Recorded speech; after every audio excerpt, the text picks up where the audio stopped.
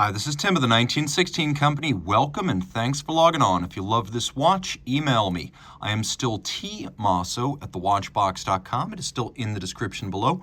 Your purchase and pricing email question line for buying this or any of our watches. Reach out to me for pricing. I am Team Mosso at thewatchbox.com. Today we discuss an old friend, an old favorite of mine, launched in 2009. This is the Lange Söhne Zeitwerk, a digital jumping time watch from Germany that won the alligator that year, basically best picture at the Swiss Oscars of watchmaking. How did it do that? Innovation and style. As you can see, 41.9 millimeters in white gold, 13 millimeters thick from lug tip to lug tip, 49.9 millimeters with a 20 millimeter spacing between the lugs. When this model came out in 2009, there was also a limited edition in platinum, but the white gold variant you see here was considered to be so much more charismatic that it was the undisputed star of that early Zeitwerk collection. It's a big watch, not oversized, but not small either. Let's consider it full-sized. On my 16 centimeter circumference wrist, it wears nicely, with the lugs reaching out to the edge of, but not protruding beyond the periphery of my wrist. So you could wear this watch on a wrist my size or larger. I recommend 16 centimeters circumference or larger. Now, it's not super thick, despite appearances. Being only 13 millimeters thick with a sloped domed bezel, it will slide underneath many dress cuffs. The strap is large rectangular scale alligator leather. You can see black. It is semi-gloss, large rectangular symmetrical scales, always indicative of an expensive cut of the hide. In profile, folded edges, a monotone stitch, calfskin on the bottom, no crimping, no gouging, a brand new Lange factory strap. Lange's buckle has always been a fascinating piece to me. Now, if you've seen my videos before, you can skip past, but let me show you the highlights that make it more than just a normal pin buckle. Yes, it's nicely branded, and it does have some soft character lines externally, but the first feature is that we have this elevated bridge. So you can see the strap sits under the bridge, but between the bordering prongs, so it doesn't stack up and add thickness on the wrist. Then we have this little retaining bar, so if you're like me and you use the smallest hole, or you even punch a smaller one, a tightly strapped watch can get pinned on the pin. So this little retaining bar prevents the strap from sliding too far down and getting inextricably stranded. Now, taking a look at the case, you can see that it is cylindrical and sheer like most Lange cases, but not every Lange case has a satin finished midsection. And here it serves to add a little bit of differential finish, break up the mass. Aesthetically, it works well to add contrast. Lange's traditional stepped lugs are present and correct. You can see they're polished. There's a soft bevel on their edge that tapers as you reach the end. We have a bezel and a case back that are both polished, the bezel with a vertical lip and then a domed profile. You can see that the case back is set back somewhat, so on the wrist it appears to be quite a bit thinner than its true 13 millimeter measurement. We have a crown which is distinctive and exclusive to the Zeitwerk model line. Particularly deep and sharp knurling makes it easy to turn and grip this particularly stiff mainspring. The dial is iconic and, of course, inspired by the 5-minute clock at the Dresden Opera House. So the watch featuring a dial side movement, this silver portion called the time bridge at center, this is actually part of the caliber L043.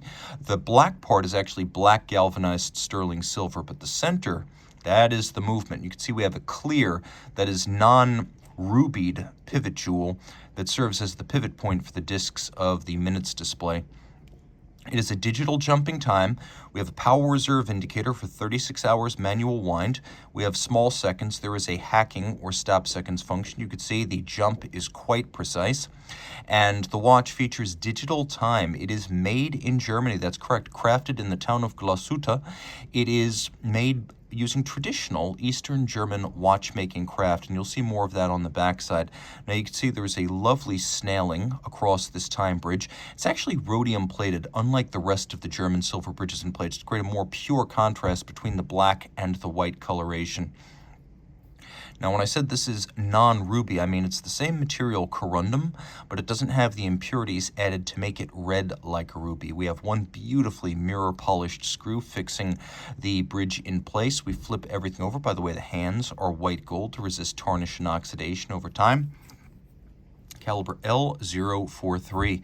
Lots going on. First, we have this enormous mainspring. And because the arbor of the mainspring barrel projects through the stopworks, and then the lid bearing the stopworks is actually fixed by screws to the other bridges, one end of the mainspring is effectively fixed to the bridges and plates to anchor it because it is incredibly powerful. You could see we have a ratchet wheel, crown wheel, solarized beautifully. You can see that solarization or spiral graining. And I don't know how well you can see this, but I can see it quite well. The teeth of these wheels, you can see a little bit of a gleam here. They are actually micro-beveled internally, incredibly difficult to do. You can see it well right there under my finger. Outstanding attention to detail. Not one, but two freehand engraved structures. We have the cock for the escape wheel, and then we have the balance cock. Note the presence of both black polished, that is mirror finished, and fired blue screws. You can also see that we have a little clear pivot on top of the fourth wheel. That fourth wheel directly drives the seconds display on the other side. Now we have a stopworks designed to halt the movement when it no longer has enough energy to jump the time display, but also to prevent accidental overwinding. And you can see not only are these parts beveled on their edges, which are very small, they are mirror polished across their top. There's a lovely snailing on the barrel bridge cap, and this is a bridge. This is not the top of the barrel. The barrel's underneath. This is a bridge holding the barrel. There's a black polished click and click spring. We have streifen or stripes across the bridges. And you can see they have a wonderful shading gradient. These are not the stamped kind. These are the abrasive wheel kind. Beautiful mirrored anglage or beveling on the edge of the German silver components. That's the bridges. Note, bridges and plates have this golden hue. They are made of German silver, an alloy of nickel, copper, and zinc, with the copper giving it the golden tone.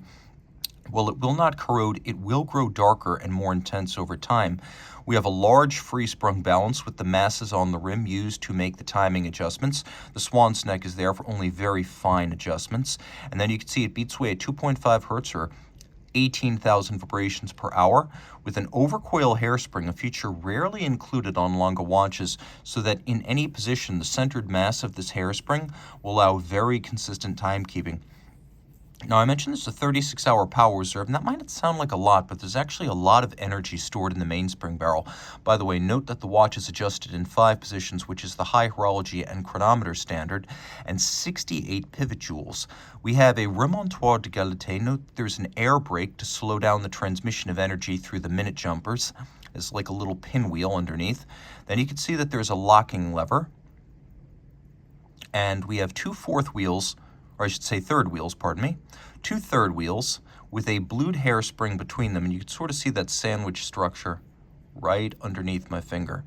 And once each minute, the system unlocks energy from the mainspring, provides 1 minute's worth of energy to the escapement. So it's that little hairspring there that is directly driving the escapement. It's not the mainspring, because the mainspring has so much force, it would overdrive the balance and cause knocking and probably quickly damage or displace the pallet stones. So constant amplitude and constant force achieved using a Remontoire system that is this beautiful, large, arcing steel bridge.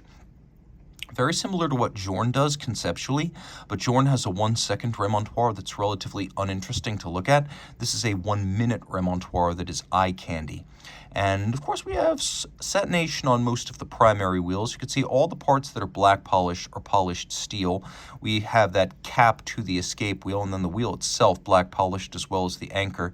And you can see that there are bridges underneath, these underlying bridges used in this case to hold the anchor in place, and you can see that features a snailing across its top. Simply beautiful and exhaustive. All this water resistant down to 30 meters. You can see the case made by Centror, which is a Richemont-owned Swiss case maker. That's why there's a Swiss hallmark on this German watch. And you'll see there's also a Swiss hallmark on the buckle, with the B being the B of Brogioli, a southern Swiss Italian language manufacturer of clasps and buckles.